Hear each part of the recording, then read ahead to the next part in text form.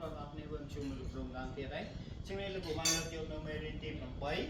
vị thi côn chung luôn từ spiệt mới đi tìm bằng bấy vị thi côn chung luôn từ spiệt chẳng là của nó bằng hai năm pí ca côn chung luôn từ spiệt nên chung luôn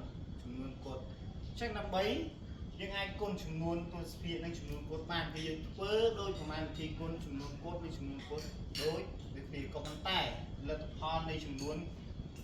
ការគុណចំនួនទូស្ពីដនិងចំនួនគត់ហ្នឹងគឺវាត្រូវមានសញ្ញាចុច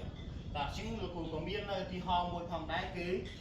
3.08 គុណនឹង35អញ្ចឹងលោកគ្រូអានម្ដងទៀត 3.08 គុណនឹង35តោះអញ្ចឹងយើងទៅធ្វើប្រមាណវិធីទាំងអស់គ្នាក៏ធ្វើប្រមាណវិធី 3.08 គុណនឹង35អញ្ចឹងតួទី1នេះគឺចំនួនទូស្ពីឆ្ងាយតួទី2គឺជាចំនួនគត់តោះជាងធ្វើប្រមាណវិធីគុណទាំងអស់គ្នា5គុណនឹង8គឺស្មើ40ជាងយើងសេ0ត្រាតុក4 5 0ដង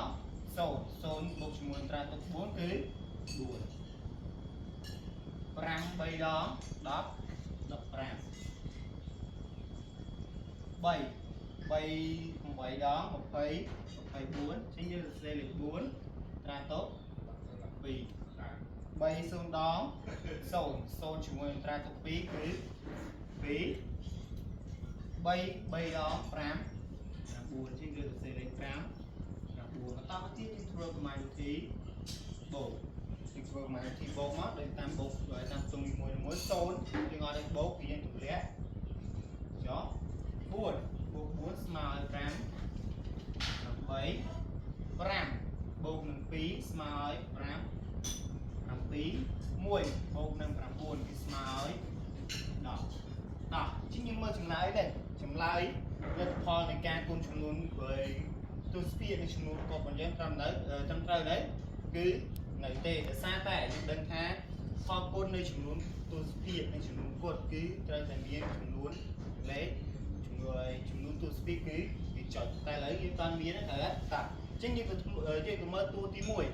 គឺយើងមើលទូស្ពីវាម៉ាខ្ទង់អញ្ចឹងទូស្ពីគឺមាន2ខ្ទង់ដែលយើងរាប់1 2អញ្ចឹងមានទូស្ពី2ខ្ទង់អញ្ចឹងលទ្ធផលនៃការគុណចំនួន